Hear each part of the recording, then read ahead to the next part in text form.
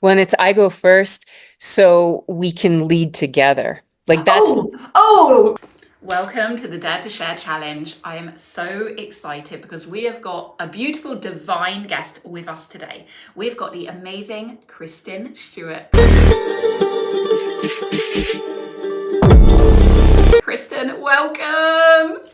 Thank you so much. It's an honor to be here. I love this movement, what is happening, and I can already feel the frequency of what we get to share today. Oh my gosh. So, for you guys watching, if you've just stumbled across this, you've seen the title Dare to Share, let me tell you what you're in for. So, the Dare to Share Challenge is part of a Real and the Raw Leaders movement. It is about showcasing the human behind the perception so that you realize all of the success that you see online, all of the accolades that you see, the people that you look up to achieve, there's a reality behind the scenes. There's an experience that they're having. There's a human behind that perception. And right here is where we dive into that.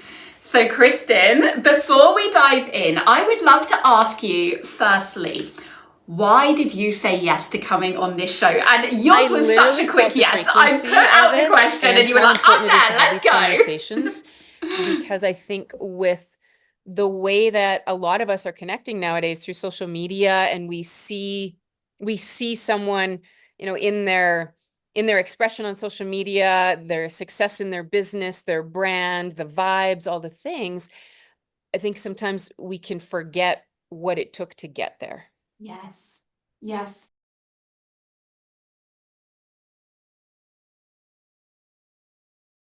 That is exactly the nail on the head of why this challenge was birthed in the first place, because we see all of the smoke in the mirrors and all of the successes, and we just forget what happens behind the scenes, the things that we're not being shown. And that's not through any kind of narrative of I don't want to show this. It's just not normal. It's just not what we do as leaders. And this is so beautiful about this challenge, where we get to really draw back those curtains and say, look, here I am. I'm the human just like you. And if I can do it, you can too. So beautiful. I love that so much. Absolutely. And I think there's so much that we could share, and there's a limited amount of, bandwidth in some ways, and also like we could talk for hours and hours and hours. And a lot of the rich story does come through in, I know for myself, in my offers with my clients, right? Where we dive deeper into the stories and how I've arrived here. And I literally just finished sharing some very powerful transmission on exactly what we're talking about. Okay. With that being said, let's dive in, because I can just feel this frequency is just already ramping up. So I have two questions for you, Kristen. The first one is, what does being a real and a raw leader mean to you? And we're not just talking about the business side of things. We're talking about the human. We're talking about the individual, the woman behind the scenes who's living a life just like everyone else. What does that realness and that rawness really mean to you in your life and the way that you lead yourself and, of course, your community and your people around you? Yeah, for me, it's living in my authentic expression. Who you see on camera, who you see online is who I am behind the scenes. And, we're really being summoned into this next level of leadership. We're here to be the leaders who can see in the dark, who can lead in the dark. We're leading a new world into its awakening, through its awakening and ascension, which means what we're doing right now, what we're witnessing, and what we're all experiencing has truly never been done before in the frequency that it's coming through. And so as we look at raw leadership, real leadership is like, this is what's going on for me behind the scenes. The first 3 hours of my day are ceremony, ritual, somatic practices. This is what I do to keep myself in the most pristine, masterful frequency that I can. That's my commitment to myself. It's a commitment to my clients. It's a commitment to the world, because my soul mission is so big and it commands my own self-mastery. So that is what I'm here to do. It's how I live my life. The choices I make are all to support the higher mission and the leadership I'm here to bring through for others. Wow. Do you know what really stood out to me there is when you said the first 3 hours of your day are ceremony. And it's not just the fact, but it's the commitment to your purpose, to your work. And it's, for me, it's walking the walk, not just talking the talk. It's saying, this is how I help you, but I also help myself first. And this is how I help myself. And I think that's so paramount of the new paradigm that we're stepping into, that you touched on as well, for the new world that we're all bringing and seeing evolving in real time. It's that I go first so that you can follow. Mhm. When it's I go first, so we can lead together. Like that's That's so much more powerful. right. It's I this love is that. Love that. I go first so we can lead together. And ultimately it's an invitation for each individual to go higher. And so I think the the high standards, the high frequencies that we hold ourselves to, it's not from a place of not enoughness. It's from a place of this is what is required to operate in the highest standards and the highest frequencies in my life, my business, my health, my wealth, my relationship, my marriage, my home. And there's a devotion to that and a commitment to that. And it, of course, comes because I've experienced very real in real time in harsh reality what happens when I don't honor myself first and this level of commitment to myself and my self-care on a like on a foundational level and the level of leadership we're being called into. I literally feel like I'm streaming transmission. I'm about to because the frequencies on the earth have never been this high before. And so we are recognizing that what used to work no longer works because we are literally existing in an entirely new frequency. And it's demanding and commanding. It's like our most like our highest levels of commitment to the path, Yeah. commitment to the mission. Yes, absolutely. Oh my gosh, I love this so much. I'm going to dive into the next question really quick because I can see that you are like about to go. I want us to get it. So, with that being said, for you guys watching, just so you know, I have no idea what Kristen is going to share with us. I never give any of the speakers any guidance as to what to share. All that I ask them is to make it a little bit stretchier than normal, to make it a little bit vulnerable so that we show you that we're willing to get uncomfortable, that we're willing to go first, so that we can lead together. So with that being said, Kristen, what are you willing to dare to share with us today? Well, the timing of this is divine, as all is, right? And literally 12 years ago, 2012, I right now was 3 days away from checking myself into the hospital. A little brief backstory. I'd opened a yoga studio. It was my big dream, my big, bold dream. I opened a yoga studio here in Canmore, Alberta, in the Canadian Rockies called Sacred Roots Yoga, January 7th, 2012. By July 31st, which is actually my birthday, so 12 years ago, it was my 37th birthday, the studio would close her doors. So a very brief life. Prior to right now, I was peaking in a state of burnout. The word, we often call it burnout, adrenal fatigue. I literally couldn't get off the floor, and I was still pushing and forcing myself to run this business. I was in various states of panic attacks, and I basically needed to get some sleep. I'd stopped sleeping in May of 2012. And so by this time, I was in a very unhealthy state mentally and physically, and I was still resisting. And I decided I'll check myself into the hospital. I'll get some sleep. I'll get away from everyone, the business stress for a little bit to figure out what to do because the business was crumbling very quickly, of course, as I was. But ultimately, I was going into the hospital on suicide watch. And so there was the one part of me that felt like, okay, great, I can get away from everyone and their fear and their projections and their panic, because that energy to me at the time was just so felt so like toxic to me, because I was in such a sensitive state. And I felt like all I need is a few days. I'll get some sleep. I'll figure out a plan. I'll save the studio, back in business. Little did I know, I would go into the hospital. Uh, the angel in the mental health ward that admitted me spoke my language, the language of energy. I was obviously already, I've been on the path as a yogini since 2002, working in shamanism and energetics prior to that, even. And so meeting a psychologist who was able to speak in the language of energy to me was total gift of God, pure grace, because there was a resonance there.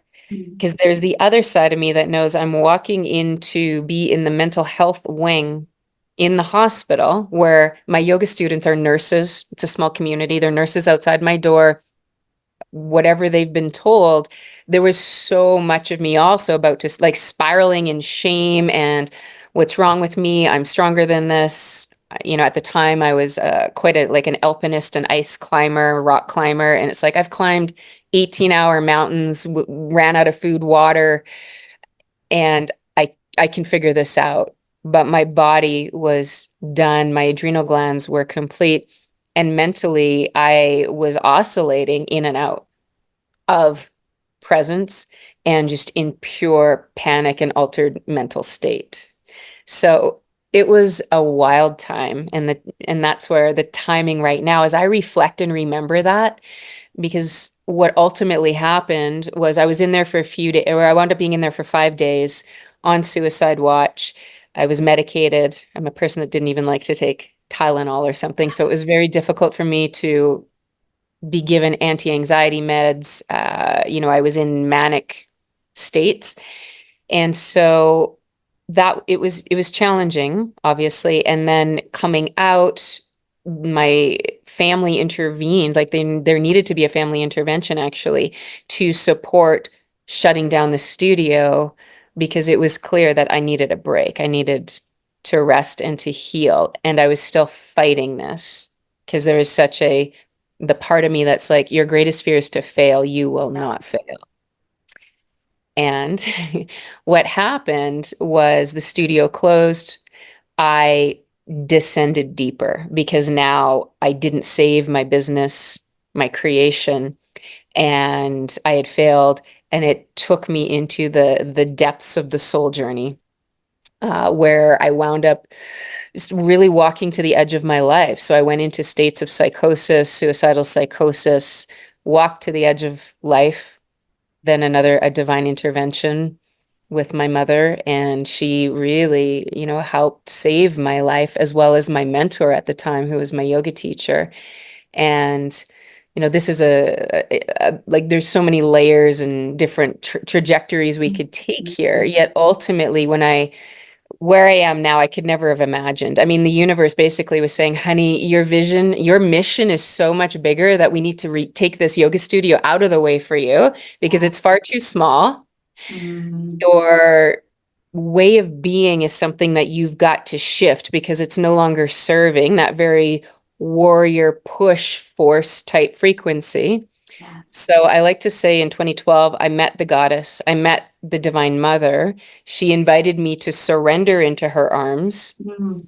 and to learn a new way of being and to be part of the embodiment, like the walking embodiment, become part the walking embodiment of the divine feminine, to bring through these codes and this frequency for a world that was about to awaken to its higher truth. So 2012 is considered to be the second big wave of awakening. The first was 1988, and then the third was, of course, 2020.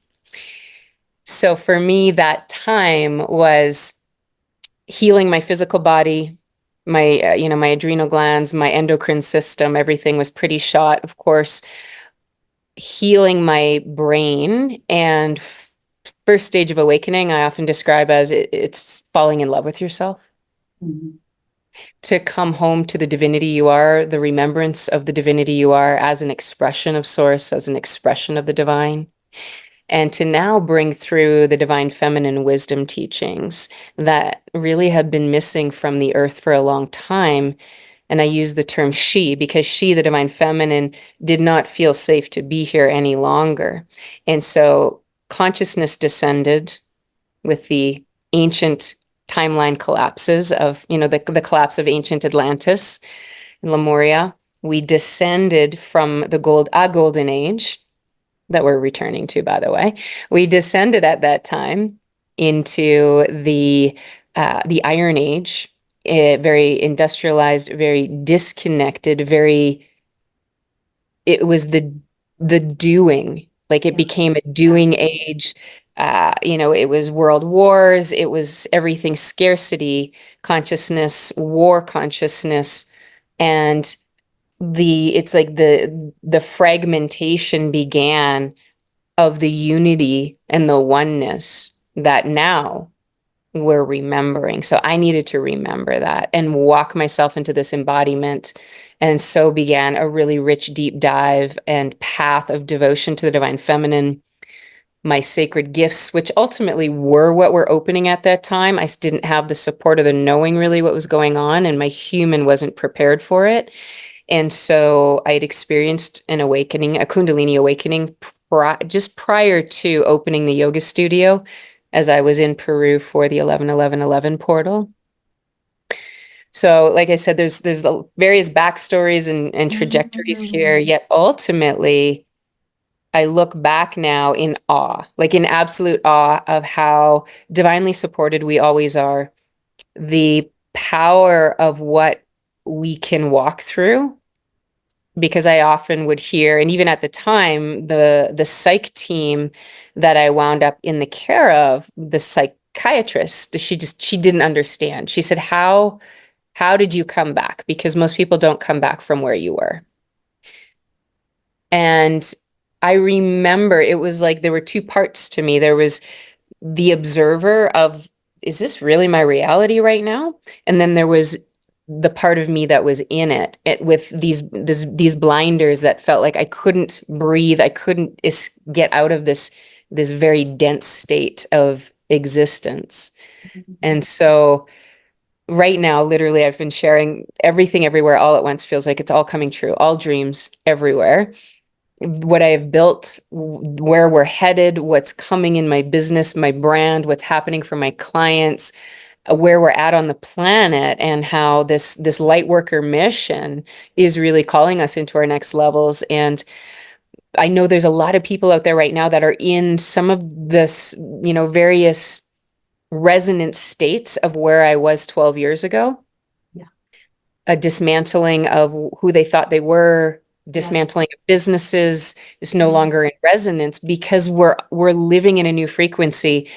And so what was no longer works. And what we're doing as powerful, raw leaders leading in this new paradigm, this new earth, is we are bringing through the codes, the original codes. I call them the creation codes, and the original truth of from the remembrance of the divinity we are, and whatever learnings and teachings we had to experience to walk our unique soul path, to bring forth the sacred leadership, the new earth leadership for this time. And it really commands a high level of personal mastery.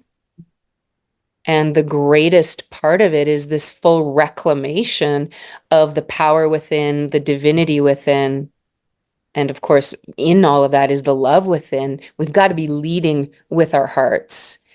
And when we lead with our hearts and the bigness of that and the remembrance of the union we are as a global collective, as a humanity, even while what we're witnessing with our eyes is can feel, and depending on where people are at in their experience, and look like incredible chaos.